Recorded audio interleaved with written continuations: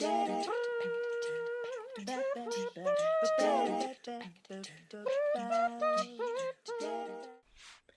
there, innovation champions. Melissa Dinwiddie here.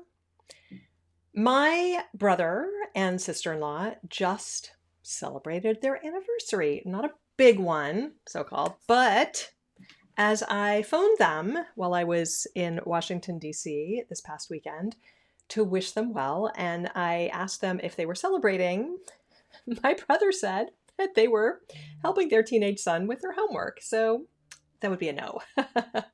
But every time their anniversary rolls around, it sends me straight back to one of the most stressful and ultimately transformative moments in my creative career. Picture this. I am creating their ketubah, their Jewish marriage contract. This is back when I was a professional artist. And I had agreed to make their wedding document for them as a wedding gift. And I have bitten off way more than I can chew. My brother, to give you a little context here, my brother studied Japanese in college and he went to graduate school in East Asian studies before going on to law school. And his bride, now his wife, studied Chinese. And so naturally, they chose a garden theme that combined elements of classical Japanese and Chinese scholars' gardens. Fine. And then I, always stretching my creative ambitions, decided to tackle it not just as like, I don't know, a watercolor or even a collage, but as a three-dimensional paper sculpture. Well, I thought I had months for this really ambitious Herculean project.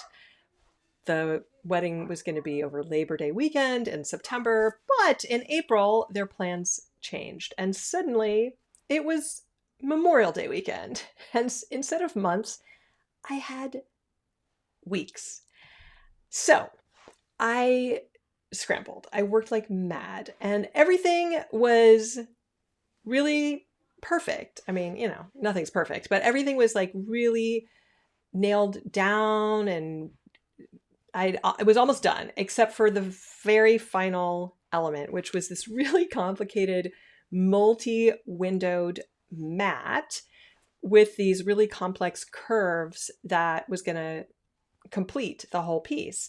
Now, remember, this was almost 30 years ago, and this was before digital cutting technology existed. So here I am, I'm trying to hand cut these really intricate curves with an X-Acto blade.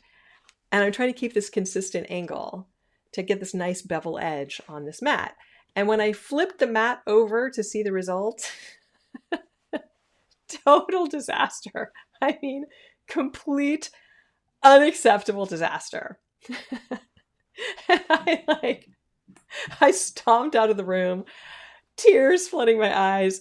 And for 15 minutes, I swore, I cried, I screamed. I was like, what was I going to do? I was really at my wit's end. But here's where the magic happened. And this is where this story becomes about more than just one panicked artist, because I really was panicked.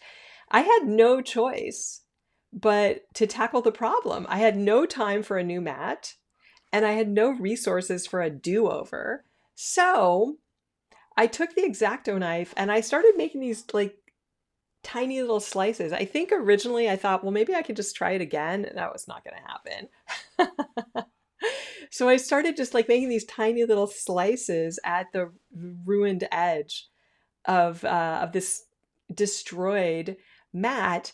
And bit by bit, I ultimately created this very uneven, intentionally hand-cut, irregularly kind of scalloped edge that proved way more interesting and way more charming than any machine cut mat ever could have been.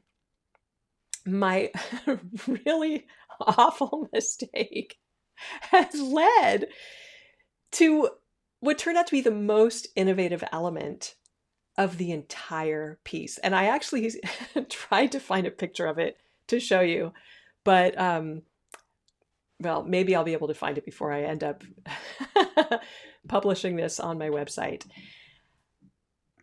So, why does this matter? You might be thinking, yeah, it's really, it's kind of a nice story, Melissa, but what does this have to do with building lasting innovation culture in organizations? Actually, it has everything to do with it, because what happened in my studio that day illustrates the three essential elements of cultures that don't just innovate once, but keep innovating for decades. And guess what? It maps perfectly to my Create the Impossible framework. And if you have been following me at all, you know that my Create the Impossible framework has 3 steps. So we're going to go through them one at a time. The first element of my Create the Impossible framework is play hard. Not in the sense of going to Vegas and getting wild, but in the sense of maintaining curiosity and experimentation even under pressure. And in that moment of crisis, I could have given up. I could have called my brother and said, sorry, I can't finish this. Instead, I played with the disaster. Organizations that build lasting innovation cultures do the same thing. When Amazon's Fire Phone flopped spectacularly flopped, they didn't retreat from hardware innovation, which they totally could have done. And no. They played with what they had learned, and they created Alexa, which is one of their most successful products ever. So the question for your organization is this: when things go sideways, do you retreat to safety, or do you play with the possibilities hidden in the problem? The second element of my Create the Impossible framework is make crap. Giving yourself permission to create imperfect solutions rather than waiting for perfection. So that's weird, irregular scalloped edge on that mat. It wasn't at all what I had planned. And it definitely wasn't perfect. It was very, very imperfect, but it actually was exactly what the piece needed. Companies with lasting innovation cultures understand this deeply. They know that breakthrough solutions rarely emerge from really careful planning. They emerge from the willingness to try imperfect approaches and iterate quickly. 3M's Post-it notes. I've got some right here. Post-it notes. They came from a failed adhesive that wasn't strong enough for its intended purpose. Rather than just throwing it away, they played with it. They played with its imperfection, and they discovered something revolutionary. We all use Post-it notes all the time. So what's the question for your team here? The question for your team is, are you creating space for beautiful imperfections, or are you so focused on avoiding mistakes that you're also avoiding breakthroughs? The third element of my Create the Impossible framework is learn fast. Extracting insights from every experience, especially the really challenging ones. That ketubah disaster or near disaster taught me something really profound.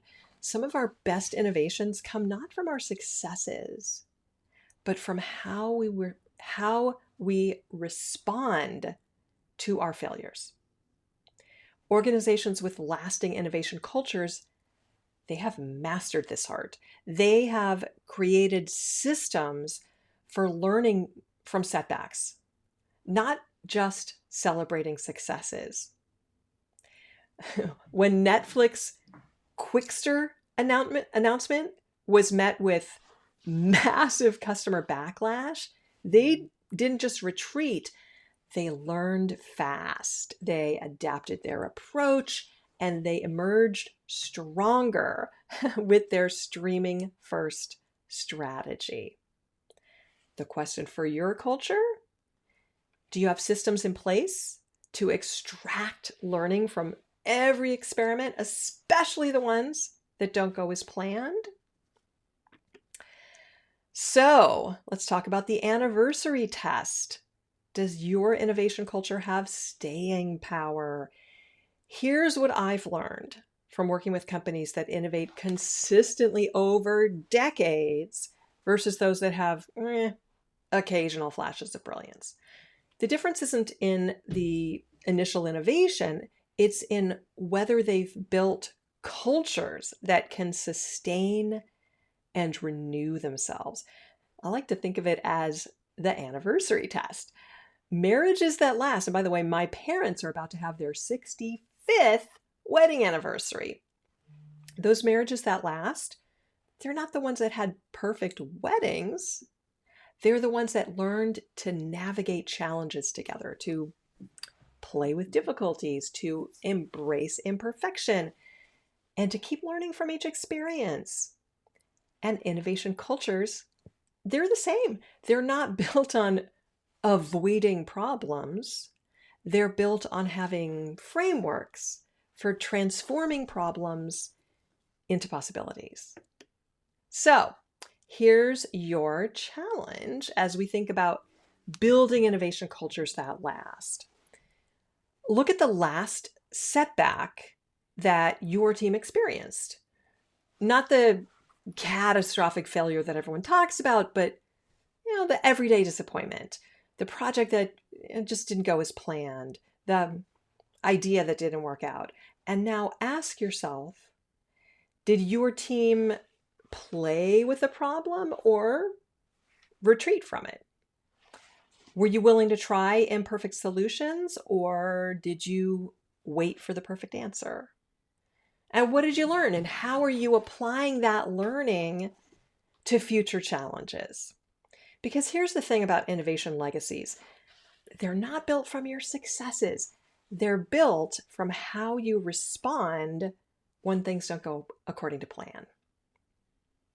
Now, that ketubah that I made almost 30 years ago still hangs in my brother's home nearly 3 decades later. And every time I see it, I'm reminded that our most lasting innovations often come from our willingness to transform disasters into discoveries. Your innovation culture's anniversary test isn't whether you can avoid mistakes, it's whether you can transform them into your most charming and innovative elements. Ready to build an innovation culture that can pass the anniversary test? One that transforms disasters into discoveries and keeps innovating year after year? Click the link in the description to book a complimentary innovation strategy session. Let's explore how the Create the Impossible framework can help you develop the frameworks and mindsets that your organization needs to innovate consistently, not just once, but for decades to come. If you found this story about turning creative disasters into breakthrough innovations valuable, hit that like button and subscribe to join our community of innovation champions. And don't forget to ring that notification bell so you never miss a new strategy for building lasting innovation cultures. And I'd love to know your thoughts on this topic. What is one disaster or setback that led to an unexpected breakthrough in your work or organization? How did you transform that challenge into an innovation opportunity? Share your story of turning setbacks into discoveries in the comments below. Until next time, stay curious, stay playful, and keep creating the impossible. See you next time. Ciao.